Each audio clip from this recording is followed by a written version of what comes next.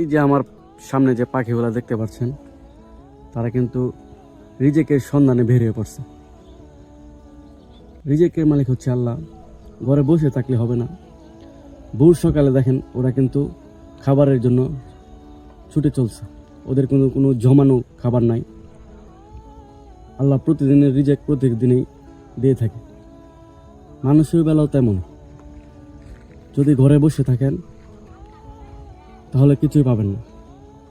যদি ঘুমিয়ে ঘুমিয়ে স্বপ্ন দেখেন তাহলে কিছু পাবেন না। খুব কষ্ট করে এই ভিডিওটা সংগ্রহ করেছি।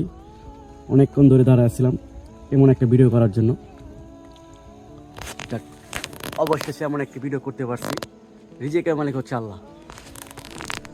দেখছেন পাখিগুলো সকাল বেরিয়ে পড়ছে তাদের রিজেকের তাগিদে, পেটের তাগিদে।